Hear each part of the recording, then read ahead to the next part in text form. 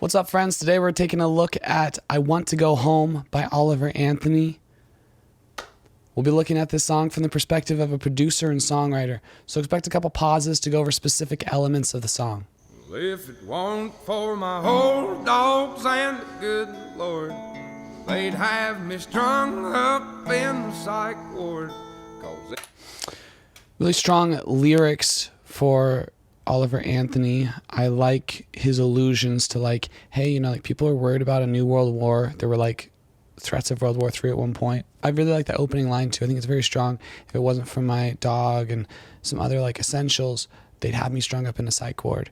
They'd probably think I'd probably go crazy if it weren't for these few things, because everything going on in the world is so hectic and so chaotic and so terrible right now, which I think is a sentiment that a lot of people can get behind.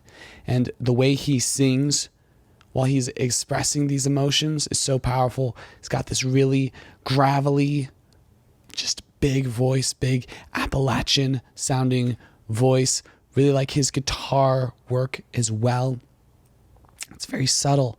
It doesn't seem super overly involved. A lot of the chord choices he's making are very open chords, like little C shapes, G shapes, not making those bar chord shapes. So it's very just simplistic seeming song, even though what he's doing does take a lot of talent.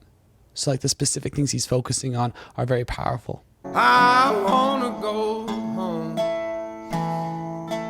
I don't know which road to go.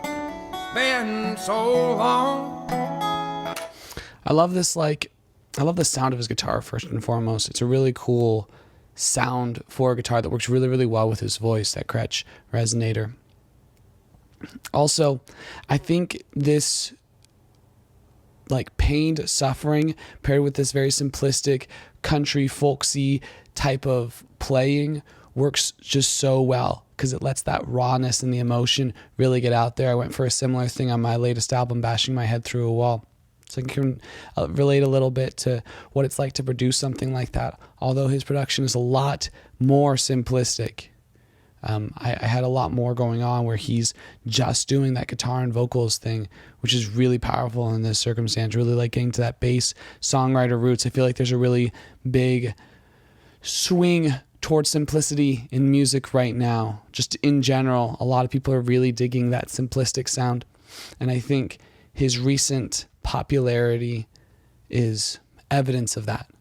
4 generations farming the ground. Grandson sells to a man out of town, and 2 weeks later the trees go down. That line's so powerful. I think those who haven't had as much exposure to small towns wouldn't understand that quite as much. I grew up in a small town, and I have a lot of family that are all in this small town in Oregon. And one of the complaints I hear a lot from them is this worry that people are going to take their land, and that they're going to either use the government to do it or just have ridiculous amounts of money and just put concrete over everything and take something that's been so sacred and special to their families and just decimate it. It's really cool to hear Oliver focus in on that and say hey, there's a grandson who's saying, we've spent 4 generations farming this land, and now you're just going to tear it apart for industry. And I'm not sure if I'm okay with that. And he's saying, now there's no way to go back to that. We can't go back to that because we've already gone so far, which I think is really powerful. They'd have me strung up in the psych ward.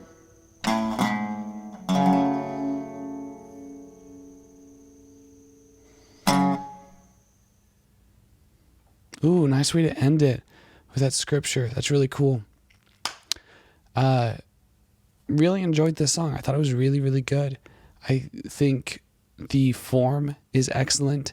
It harkens back to really early country and Appalachian roots, which we don't see a lot of people doing right now. I think it's playing really well into the brand that Oliver Anthony has established for himself so far with his first song, Richmond North of Richmond, which is this idea of a pained soul who's having to deal with this world that is so controlling and filled with commerce and that's just so intense. The form is also really simplistic. It's just, verse, chorus, post-chorus, verse, chorus, with a little bit of an extension to that chorus, and then the post-chorus. And then going back to that opening line, which I think is a really powerful opening line, a little bit of guitar at the end. Yeah, solid piece of music. Not surprised it's doing so well. It's kind of one of those things where you look at the talent and you're like, of course. It's crazy to see someone being so successful independently, and I applaud that so much. I mean, what an opportunity to have like a number one hit completely independently. That's ridiculous. I'm sure he's going to get some really, really solid contract where he can control a lot of the aspects of the paperwork in the contract. Hope he gets a really good lawyer.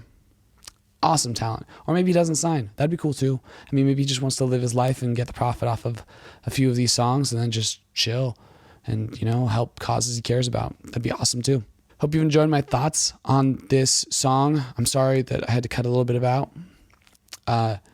If you did enjoy it, if it's helped enrich your thoughts of the song, I really appreciate if you like, comment, share, subscribe. And if you like this, you might like my latest album, Bashing My Head Through a Wall. I think it's very intense, insightful.